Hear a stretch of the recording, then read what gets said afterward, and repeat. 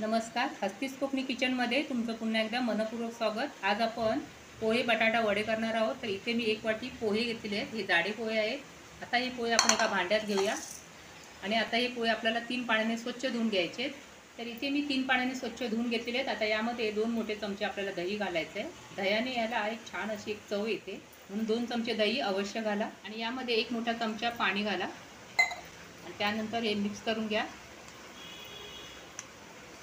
तर आता हे चांगलं मिक्स झालेलं आहे, तेव्हा आता 5-6 मिनटं तरी हे असंच राहू द्यायचं आहे।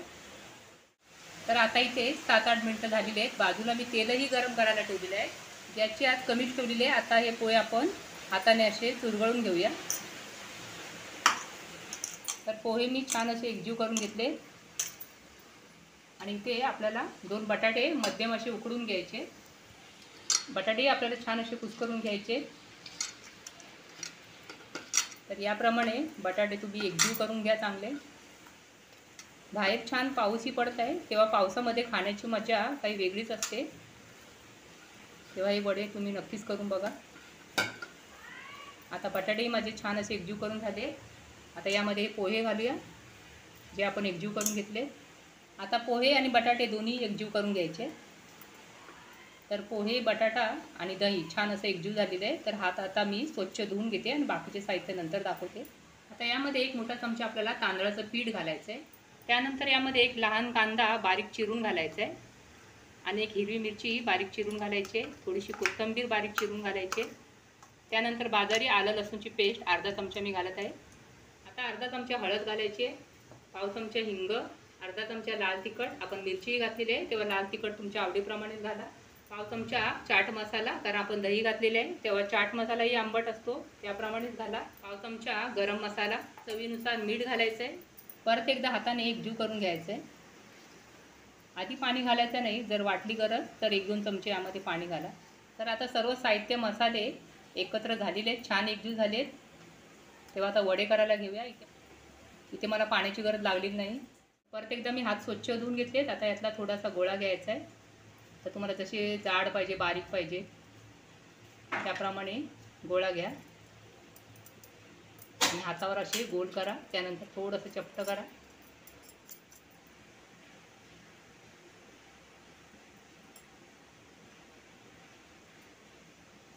आणखीन थोडंसं पातळ ठेवते।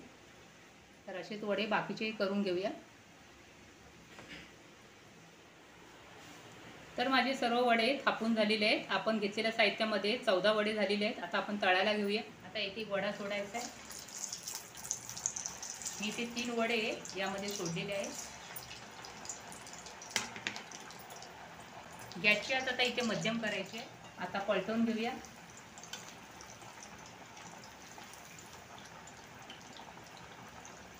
आणि 1-2 मिनटं थांबायचं आहे आणि याप्रमाणे आपल्याला मध्ये मध्ये वर खाली करत तळून घ्यायचे। थोड्या थोड्या वेळाने आपल्याला हे पलटवत राहायचं आहे, तळून घ्यायचे। तर तेलाचं तापमान थोडंसं वाढलेलं आहे तेव्हा गॅस कमी करायचा आहे आणि तळून घ्यायचं आहे। आता इथे वडे बघा आपले छान खमंग खरपूस रंगाचे झालेले आहेत, तेव्हा काढून घेऊया।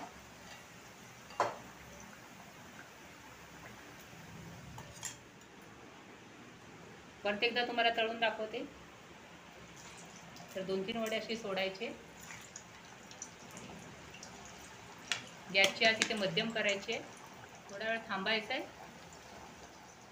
आणि आता पलटवून घ्यायचं आहे। परत थोडा वेळ थांबायचं आहे। याप्रमाणे आपल्याला थोडा वेळ थांबूनच हे वडे वर खाली करत तळून घ्यायचे।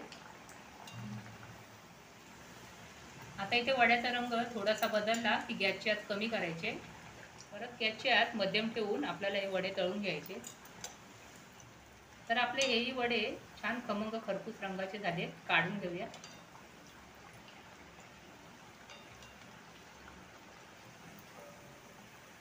तेल चांगलं अगदी निथळून काढायचं आहे आणि मगच भांड्यात घ्यायचे। तर राहिलेले वडेही याप्रमाणे मी तळून घेणार आहे। तर आपले पोहे बटाटा वडे तयार आहेत आणि खूप चविष्ट झालेले आहेत हे वडे, कारण माझ्या मुलीने खाऊन पाहिलेले आहेत। तर तुम्हीही या पावसाळ्यामध्ये हे वडे करून बघा आणि याचा आस्वाद घ्या आणि मला कमेंटमध्ये सांगा की तुम्हाला हे वडे कसे वाटले। तर परत भेटूया अशाच एका मस्त रेसिपी बरोबर. तोपर्यंत विश्रांती घेऊया. धन्यवाद.